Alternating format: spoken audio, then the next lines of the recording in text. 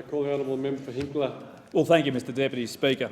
In August each year, the Hervey Bay Seafood Festival attracts about 10,000 people from across Australia.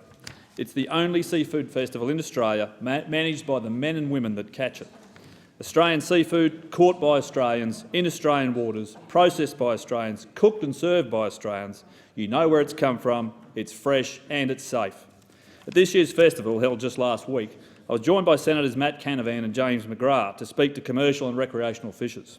Not only are they concerned about State Labor's proposed net-free fishing zones between Keppel Bay and Fitzroy River, they are anxiously awaiting the results of a review into Commonwealth marine reserves. Prior to our election in 2013, Senator Canavan and I met with commercial fishers in Hervey Bay who were concerned the then Labor federal government was planning to lock them out of 1.3 million square kilometres of the Coral Sea. Consultation with the fishing industry was non-existent. Instead, Labor was focused on appeasing the inner-city soy decaf latte-sipping Greens, who have probably never wet a line in their life. But I bet they've feasted on the spoils of the hard-working fishermen of Queensland. Had Labor been re-elected, their decision would have sent countless family-owned businesses broke, cost hundreds of jobs and hurt regional economies. They would have destroyed an industry overnight in much the same fashion as they did with the live cattle trade. The Coalition committed to set aside and review Labor's management plans for the new Commonwealth marine reserves. And just 3 months after winning government, that is exactly what we did. We are working to restore community confidence.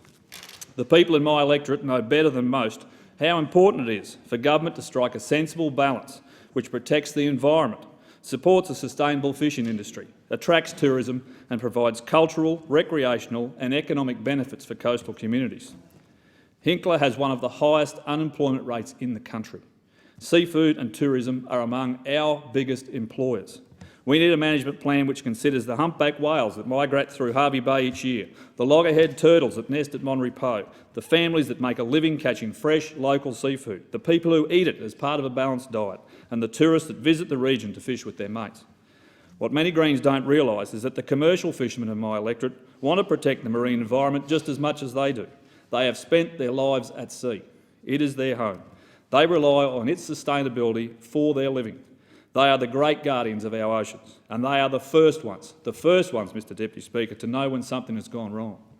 As part of the independent review, 5 bioregional advisory panels held over 170 regional public meetings all over the country this year. The review received over 13,000 written submissions and approximately 1,800 responses to the online survey. The feedback has been collated and is being considered by the panel. I look forward to seeing the government's recommendations to the government. Striking the right balance will require a proposal that is vastly different to Labor's.